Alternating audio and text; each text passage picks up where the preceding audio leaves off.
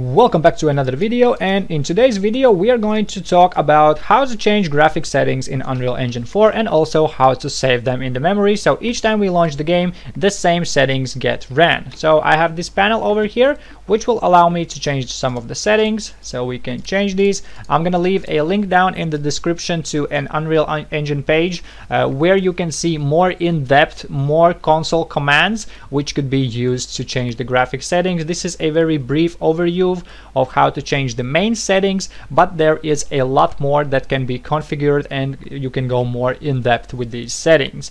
So the first thing that I should probably show you is I have something already created beforehand. What I have is a widget which will contain all of the settings panels, and also in the third person character I've set up a very basic system that on keyboard key P with a flip-flop I create the widget and I remove the widget. This is a very basic system. Probably if you watched my previous videos you are already very familiar with this, because this is something I've created many times before. So this part isn't really important. As long as you know how to create widgets and you have your own system of creating widgets, use that one. This is just to display and remove the widget, and nothing else will be done in the third person character. And inside of the widget itself, what I have over here is all the settings that I'm going to be changing. You could go more in depth with this.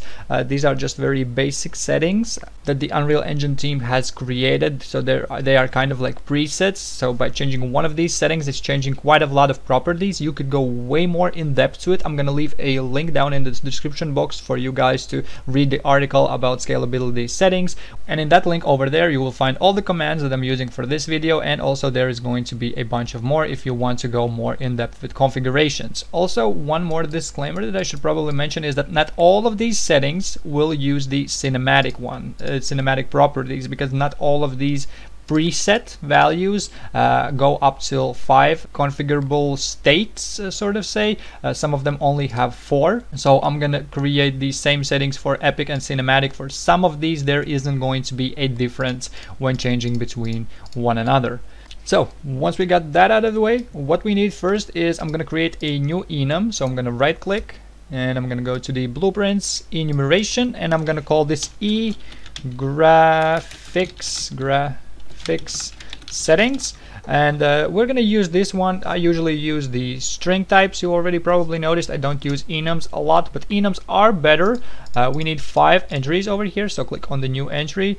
Enums are better because they remove the possibility for human typo errors. So this is going to give us like a drop down list where we can select one of the options instead of typing them in manually. So we're going to have a low setting, we're going to have a medium setting, we also will have a high setting, so high. Then there was the epic, so epic, and also we have the cinematic. There we go. We can save this, and that's all that we need to do in here. Just create these preset values. Then let's go back to our UI settings and actually start working on this. So let's go to the graph, and as you can see, well, make sure all of these are buttons, and make sure that you give them proper names. In my case I have like the distance low, medium, high, epic. I have the anti-aliasing AA low, medium, high, and etc. So you can see I have a bunch of buttons and we're gonna need all of them. So the first thing that we need to do is set the colors for the properties so that we know which is the active one. So let's create a new function and let's call this change button colors. And for this one we're gonna need quite a few inputs. So the first input is going to be, let's call this new setting, and this is going to use our graphics settings enumeration that we just created previously, so this one over here. And then also we need 5 buttons. So we have the low button, so the low settings button, and the type is just simply a button. To know the type, you can just simply select any of the buttons and you can see that the variable type is a button, and that is exactly what we need over here. So now the next thing would be adding a bunch more. So we have the medium button, then we have the high button, then we obviously need the epic button, and the last one is going to be the cinematic button. There we go. So we have all of those set over here. Then from the new setting, from the enumeration, we can do a switch on eGraphics settings, and this instantly creates us a switch and gives us all the possible outputs. Now what we want to do is change the colors for the background of the buttons. So let's drag from one of the buttons. So let's begin with the low one. So I'm gonna set the background color, and let's connect the execution from low over here, and I'm gonna set my color to be just simply red. So that's gonna be the active button, and then I'm just gonna copy this node once more, and I'm gonna change the background color to be black, and that's gonna be an inactive button. Then for the target, for the second one, we need to plug in all the other ones. So in the low one, this is going to be the active one, and now we need to plug in all of these over here. You can't do a reroute, because if we, let's say we do a reroute, you can see it disconnects all of them. So you can't use a reroute, you must connect all of them directly if you want to have this exact setup. Otherwise you need a bunch of these nodes.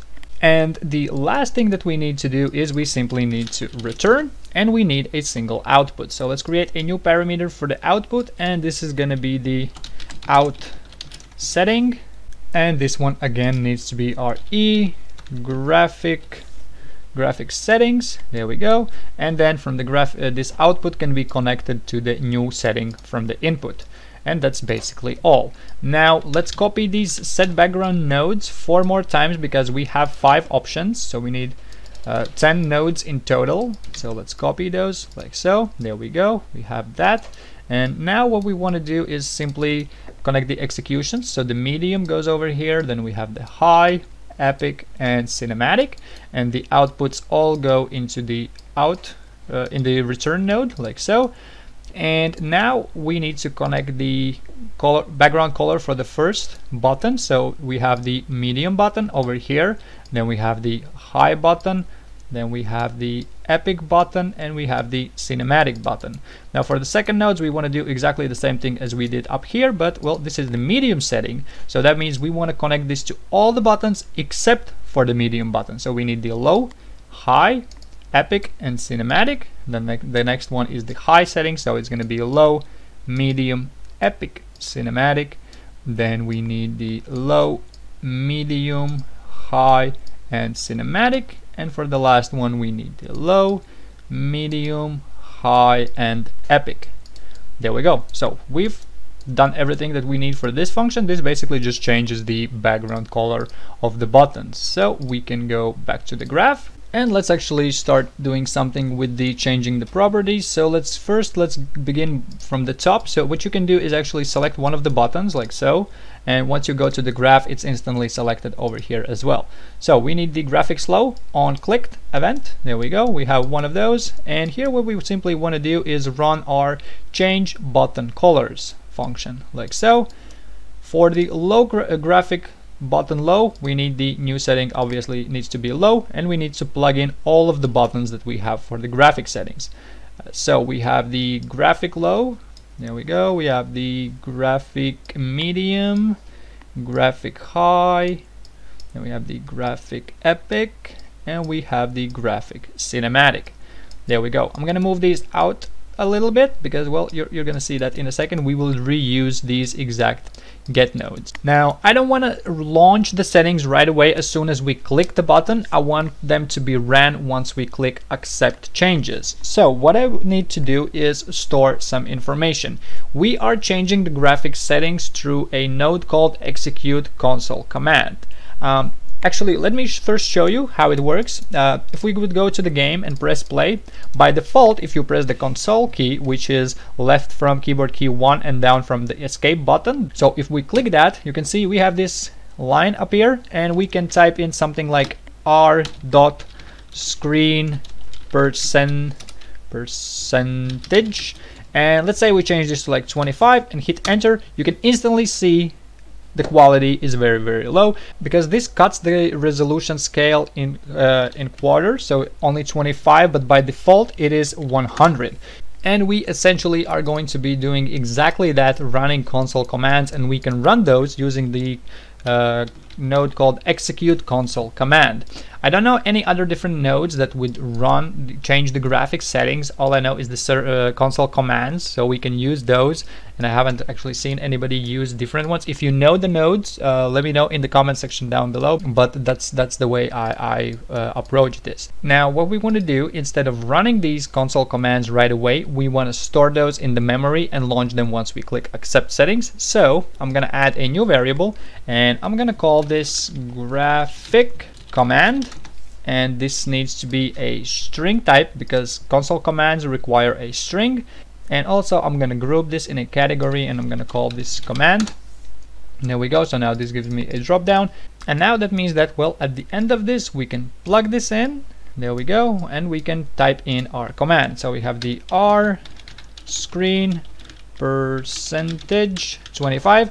So if you need these commands, go to the description box. I'm gonna leave all of them in there, so you can copy the text from there and paste those inside of here, so you can use exactly the same settings as I do. But well, probably you want to experiment with these a little bit. I didn't give this too much thought. I just simply typed in some values that I thought would be good for the scaling that I'm using right here. Now the next thing that we also need is we need to store the preset name as well, so the enum itself as well. So I'm going to create another variable, and I'm going to call this graphic current, and the type needs to be graphic settings, and I'm going to give this a category, and I'm going to call this enum. The category is not important, that's just so that I can arrange these in a better order, so I have these drop downs. And then once we change the background color, we can then set graphics current, and then we can plug that into the out settings, and this is going to store the enum value. So this should look something like this. And now here comes the very boring part. What we want to do is we want to launch the on-click events for every single one of these buttons. So this is very time consuming. So let's go ahead and let's select the medium graphic, high graphic, epic graphic, and cinematic graphics. So we have all the on-click events. And then what we want to do is simply copy, let's copy the same nodes a few more times. So we have this guy right here, there we go, and we need a couple of more, so we have 3, 4, and 5. The arrangement doesn't really matter that much as of right now. We're gonna still need to adjust this, and what we can do is reuse these get nodes, so we can plug those in. So we have the low button, medium, high, epic, cinematic. Same goes for the next node, so we have the low, medium, high, epic, cinematic, and we are continuing to do the same thing until we have plugged all of these buttons in.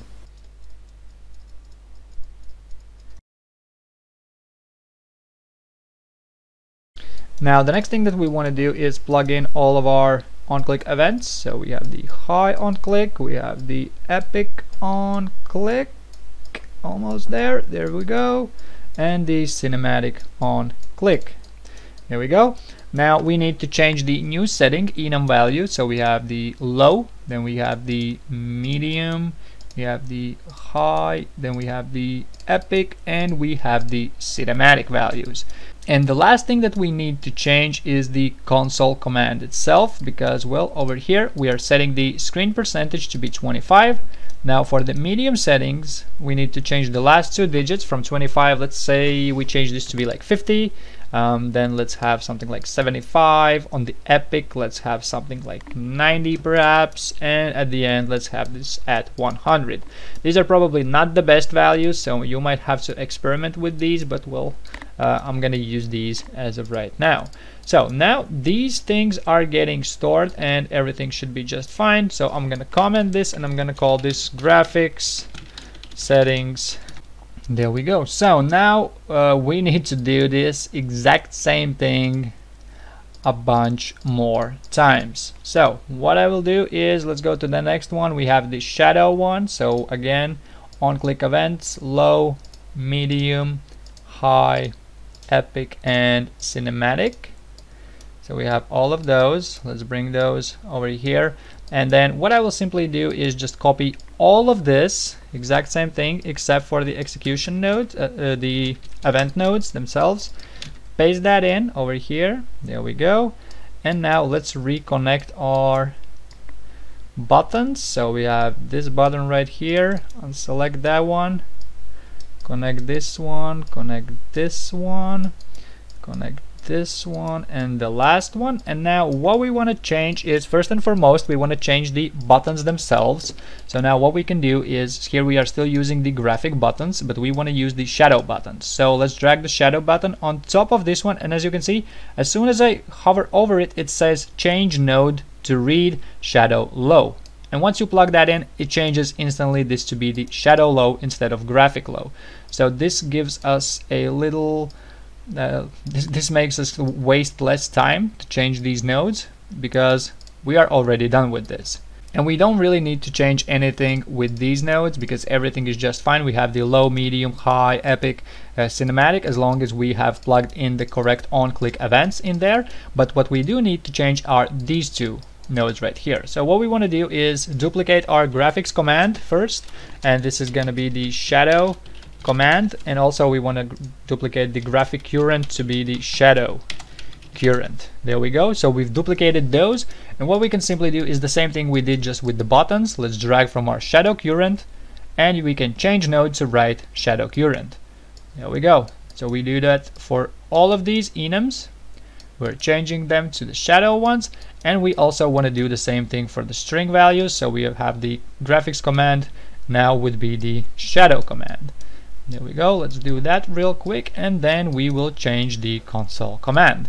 Now for the shadow command, the command was, let's make sure I type this correctly. It was sg.ShadowQuality, and by default it's going to be 0. This means there are no shadows in the game, but you can read all of that in the link down in the description box, which will bring you to Unreal Engine's documentation page. So now let's copy this one and paste it over here. For the medium settings, we're going to use shadow quality 1. Then for the high settings, we're going to use shadow quality 2.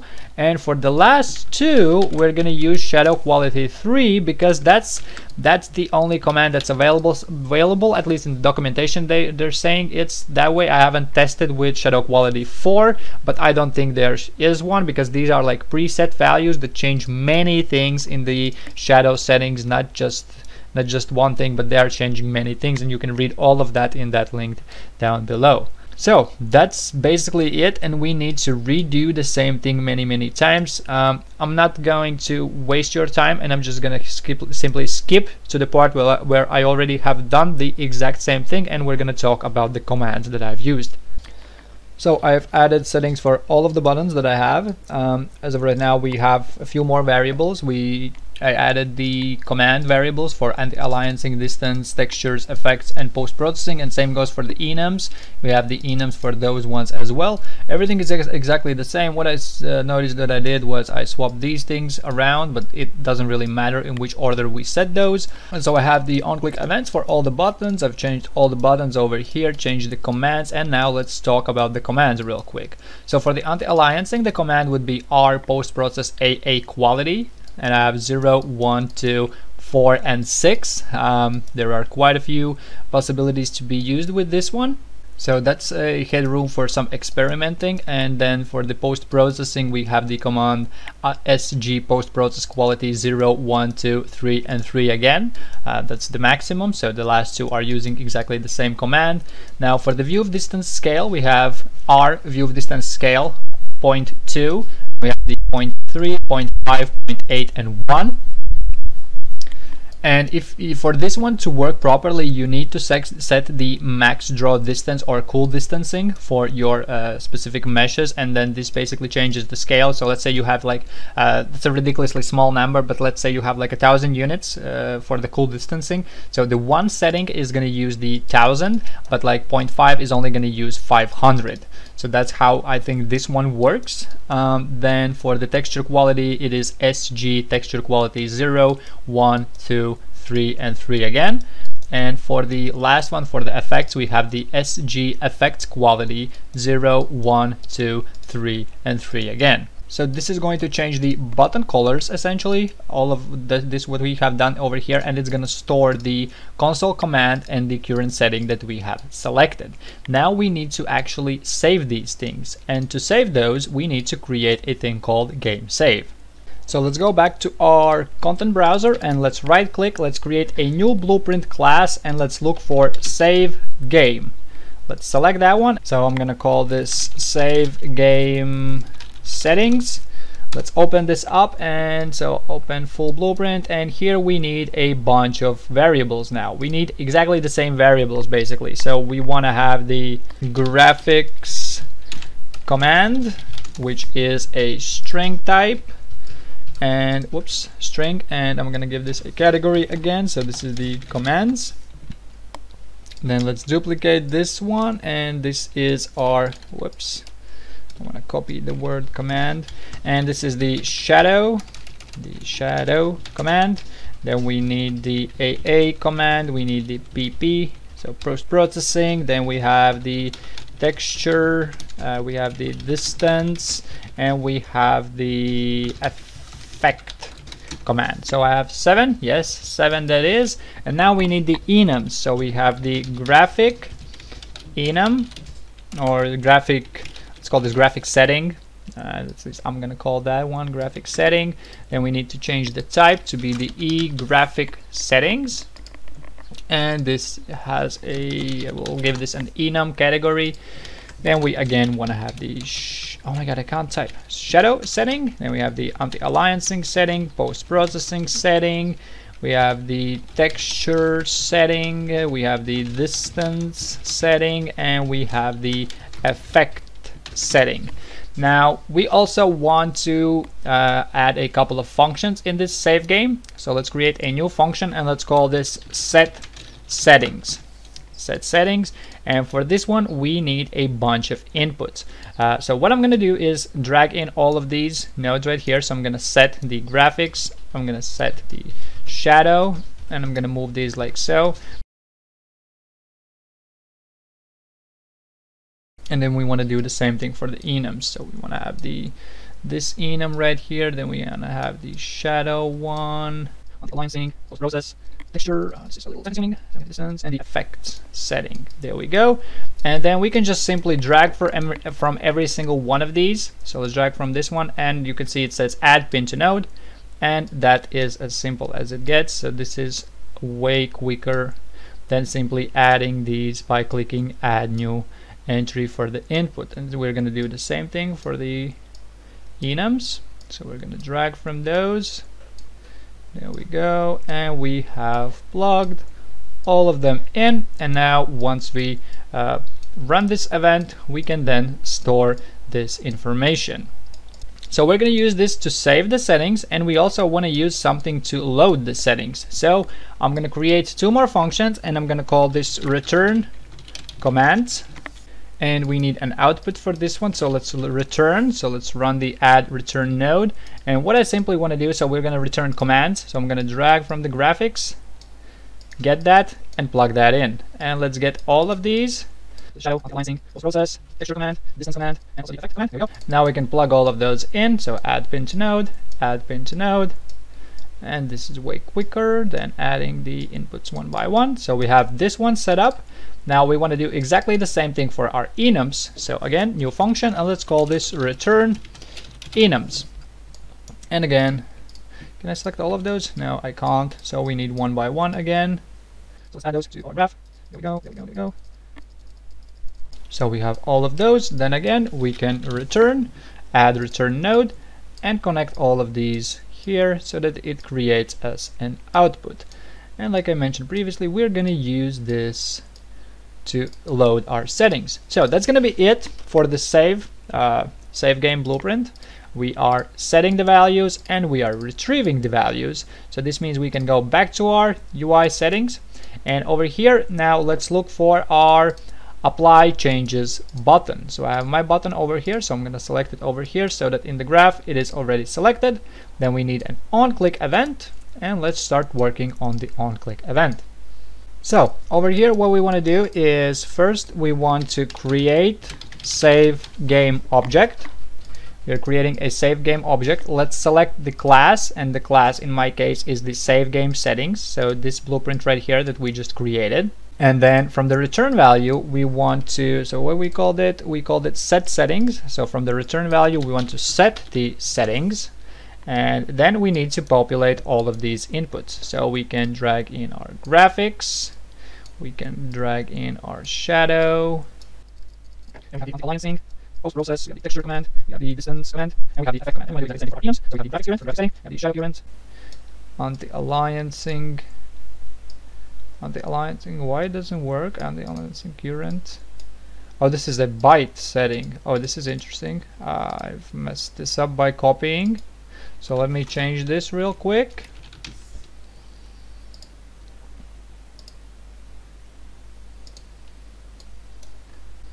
So now by changing the type, I need to, you can see I need to reconnect these ones as well. So make sure you do if you have the same issue as I do.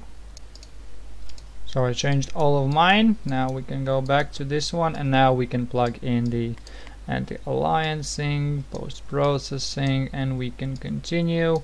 There we go. So we've done that. Then we can drag again from our return value, and we can save game to a slot to save this information, to save everything in our save game node. And then for the slot name, we can decide what kind of name we want to use. I'm going to use the graphic settings. And then once we've done that, we want to load game save from slot, and we want to use exactly the same slot name. So graphic settings, paste that into the slot name. Then from the return value, we can cast to our save game settings. And then from our game settings, we can return commands. So let's return the commands, and then we want to run the execute console command, and we want to execute one for every single one of our settings. So we have 7 of those, so I have 6 and the 7th one. Then let's connect the execution pins like so. There we go. So we have one execution for each so that all of these get ran, and then we can just simply plug in all of our settings. So we have the graphics command, shadow, anti-aliasing, post-process, texture, distance, and effect. There we go. So we've added all of those, and now this is going to allow us to change the graphic settings. Now that this works, let's make sure that our buttons get colored correctly once we create our widget. So I'm gonna right click this one, and I'm gonna run the event construct. So there's the begin play event for the widget, and once we have that, we first want to check does save game exist, and we want to copy our slot name, so graphic settings. Let's plug that in, and then we want to check if to see if it actually exists, because this is going to return us the information, does the slot exist? And if it's true, then we can load game from a slot using the graphic settings slot again, and then we again want to cast to our save game settings, and here we want to return the enums. And then over here what we want to do is run our change button colors. So let's run this. There we go. And so for the new setting, we can use the graphic setting. We're going to change the graphic setting first, and then we need all the buttons. So I'm just going to copy buttons from over here. So we have the graphic, low up until cinematic, and let's plug all of those in. So low, medium, high, epic, cinematic ones. There we go. We have all of those, and now we want to do exactly the same thing for all of our buttons. So I'm just going to copy this, connect the execution, connect the new string to the shadow settings, and replace these with the shadow, low, medium, high, and epic. So I'm gonna do a cut in the edit, and I'm gonna be back once I've done this for all of these settings. So there we go. I've set up everything I need to set up. So this is all good. So now technically if we would give this another try, you can see all the settings are at cinematic by default, and once we change those, they change accordingly to what they should be. Now we need to make sure that every time we launch the game, the same settings get ran. So what we want to do is go to the blueprints, and open our level blueprint. And this part is going to be quite simple, because over here all we want to do is right click and do a event begin play. And on begin play we want to do something like something similar we already done. So we want to check if does save game exist. Then I'm just going to copy this slot name over here.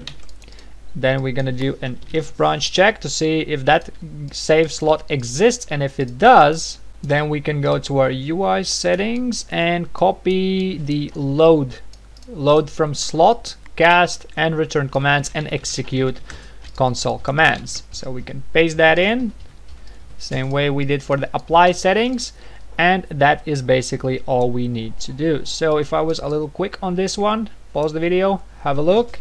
So we can now compile and save this, and now if we press play, let's change the settings all to be at low settings, apply, close the game, press play again, and you can see we are still in the low settings. Even if we restart the project, it's gonna still stay in the same settings. One more thing that you might be interested in is how to delete these save games, because let's say you make a mistake or something and the wrong setting gets saved and you can't go back anymore. So I'm going to show you how to do that. So what you want to do is go to your project folder where you have your project. So mine is called some settings, and here we have the saved folder, which contains a lot of things. So maybe if you mess up also the layout of your project or something with the shortcuts, you click the wrong thing and something's not the way it was before, you can always delete the whole folder, but then remember that the layout is going to change and all the things that you have changed are gonna change back to the default values. So all you want to do is simply delete your save games. Here you can see here is my graphic settings save. You can just delete the save itself or simply delete the whole folder. And that is going to basically be it for today's video. As of right now, this project is not going to be available for download because I want to expand on this project. I want to also add the sound settings because that's something that got requested as well. So I'm going to add the sound settings, and then this project is going to be available to download to everybody on my website. So make sure you wait for the next video, and then I will have the download link available to you guys. So like always, thank you for watching. Make sure to join my Discord to give me some more suggestions on future tutorials. Support me on Patreon, subscribe to my channel, and I see you in the next episode.